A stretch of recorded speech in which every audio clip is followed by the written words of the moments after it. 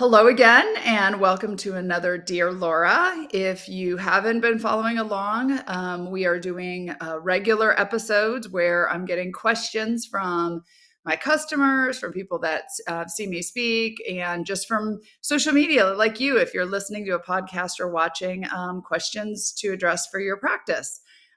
We have a lot of training videos on Front Office Rocks, but there are always new things coming up, and we want to make sure we address the latest and the greatest for you. So let's get to it. Today, we've got two good questions. I'm going to throw my glasses on so I can read them. Dear Laura, we want to accommodate our patients and give them the appointment times that they want, but that leaves openings in our schedule. Do you have any advice of how to give patients what they want, but also keep a productive schedule? Great question. Because this happens all the time. If you've watched a past episode or you've done any of our training on Front Office Rocks, we talk about building a productive schedule.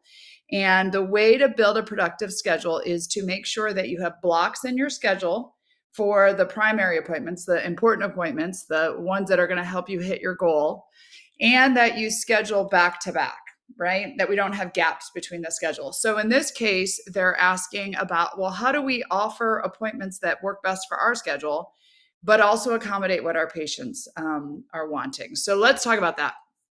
Let's say, for example, that I have an 8 o'clock appointment available and a 10 o'clock appointment available in my blocks. Okay. I have 2 hour appointment here and a 2 hour appointment here. One starts at 8, one starts at 10. And I offer to the patient, I have an 8 o'clock or a 10 o'clock appointment, and they say, can I schedule the appointment at 9? Okay, so technically I have an 8 until 12 open, right? My 2 hour and 2 hour appointments back to back. And the patient wants the 9 o'clock. So here's the answer to that question. Technically, you do have a 9 o'clock, and technically, I could offer that patient the 9 o'clock. But the problem is, if I put that patient in at 9 o'clock, I now have broken up the 2 hours I have above and the 2 hours I have below, stick an appointment in the middle, and now I'm left with the hour before and after. It's messing up my schedule. So, as much as we want to accommodate the patients, we have to remember a couple things. First of all, how we offer the appointments to the patient matters. And I'm going to give an example in a minute. And secondly, we run control of our schedule, not the patients. So, it's important for anyone on your team who's offering appointments to realize that even though the patient's asking for a certain time, and you can see that time's available, technically, based off of our schedule policy, that time is not available. We are offering an 8 or a 10 o'clock.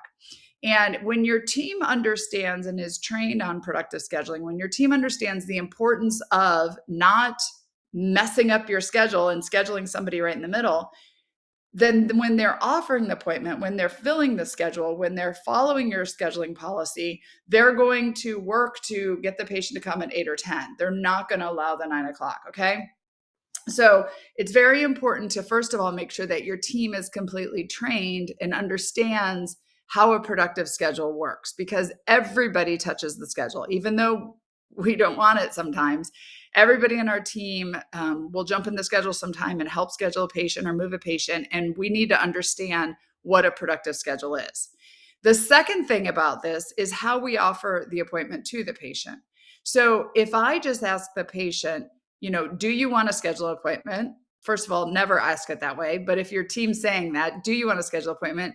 You don't ask it that way, because what's the patient going to say? No, right? They don't want to schedule an appointment. They don't like spending money and coming to the dentist. So we don't want to say, do you? We want to say, we need to schedule your next appointment, or your next appointment is going to be whatever it is. Do you prefer a day of the week or time of the day? Now, I'm not about scripts. I don't think you should have your team use a script. However, they should ask the question in a way that's real for them, where they can narrow down the time frame the patient's looking for. And the reason we want to do that is because we want to accommodate the patient's requests, accommodate their schedule, and have it work best in our schedule. So the way I typically say it is there a day of the week or time of day that's better for you? And that way I can find out from the patient, do they like mornings? Do they like afternoons? Do they like, Tuesdays or Thursdays? Then from that, when I've got the narrowed down time, Then I'm going to offer 2 times that work in their preference that work in our schedule. Okay. And technically, like I said in this example, do you have an 8, or I have an 8 or a 10 and the patient asks for 9?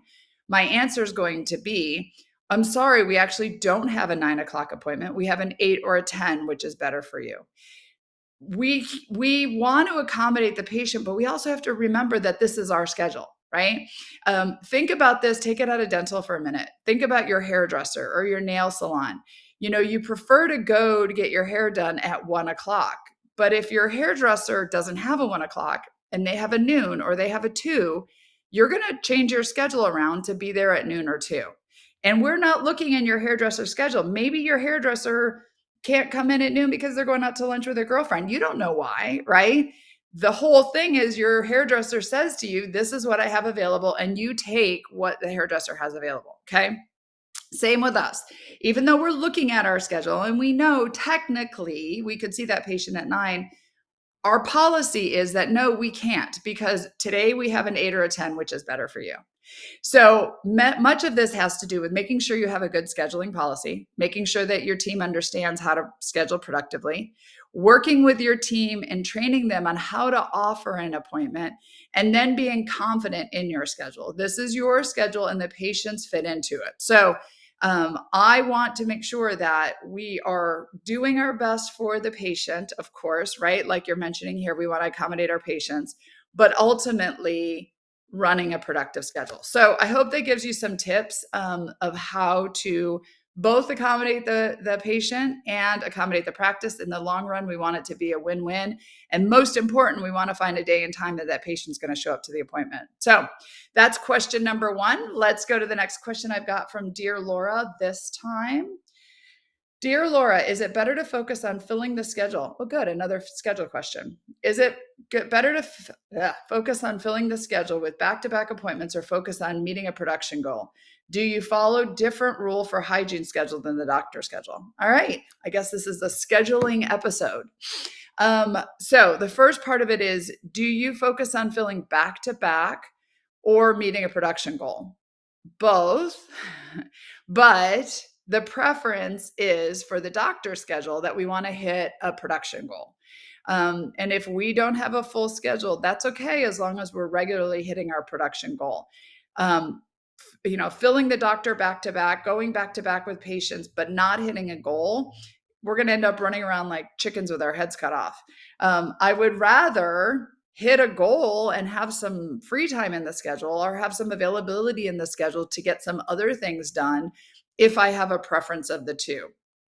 So again, if you go back to how to schedule productively, we have a mastery course on front office rocks, for example, the first step is to figure out what is your daily production goal, right? Then it's to figure out, well, how long do your appointments take, right? For each type of appointment, there's 3 types. You have primary, secondary, and tertiary. So how long do each appointment timeframes take? Then how many of those appointments do we need to see every day in order to hit our goal? Okay. So priority is production. Secondary is filling the day, but I'd rather hit production and have some availability in the schedule versus running around like chickens with our heads cut off and not hitting our daily goal.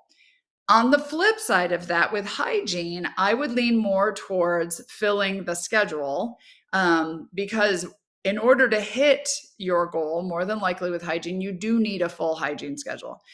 You do need back-to-back appointments. And what I don't want to do is have gaps between appointments in the hygiene schedule. So I want to run a back-to-back schedule with the production goal of ultimately being what we're trying to achieve.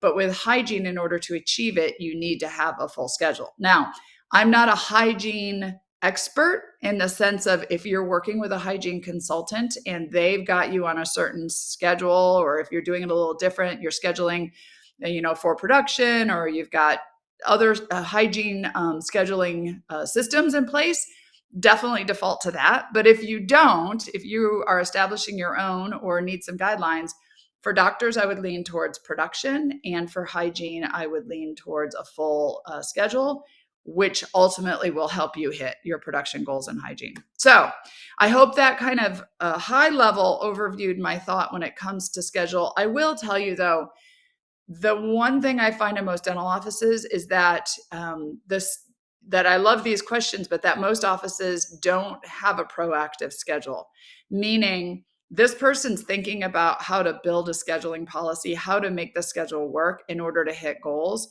Many times, dental offices are reactive to their schedule, meaning they just let the schedule run them. And in that case, you need a scheduling policy. You need to make sure your team's trained. You need to understand for your practice how to build a schedule that's productive, how to build a schedule that's going to hit goals.